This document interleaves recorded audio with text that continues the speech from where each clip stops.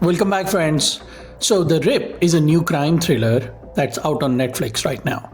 In this movie, a group of Miami cops discovers a stash of millions in cash, leading to distrust as outsiders learn about it, making them question who to rely on. Now, as a fan of both The Rip's lead actors, Matt Damon and Ben Affleck, I was excited for this release. Also, I live in the Miami area, so the fact that this movie was shot in our city made me even more pumped.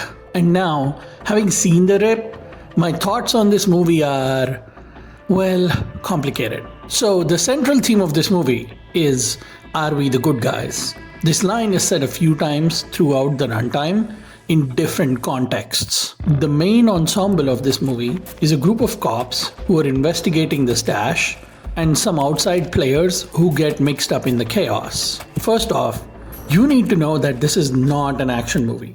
The trailers are misleading because that is what I thought it was going in.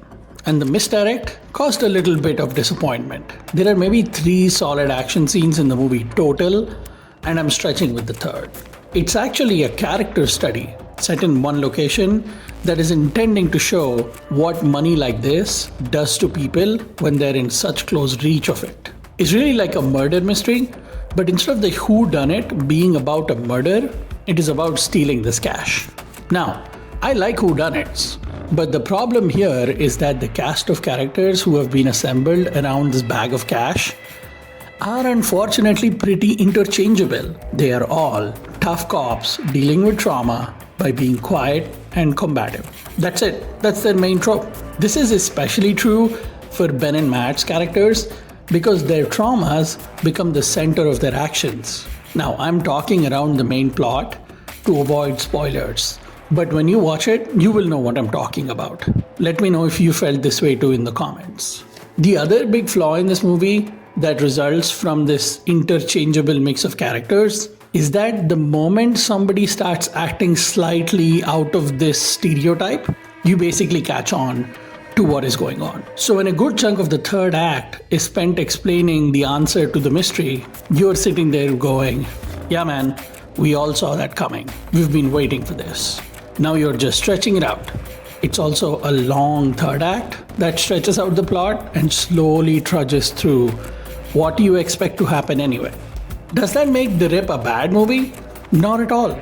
It's a fun movie that is absolutely worth a watch one time. It has the cinematography of movies like Heat, shows like Miami Vice, of course, a little bit of The Bad Boys and Lethal Weapon. The atmosphere is brooding and dark, although sometimes it is literally too dark to make out what is going on. If that was intentional, it was a mess. The Rip doesn't leave you with lingering warm memories of the movie, but it is a decently entertaining procedural that benefits from occasionally bright beacons of Damon Affleck chemistry. A fine 3 out of 5 paper cups of police station coffee for this one.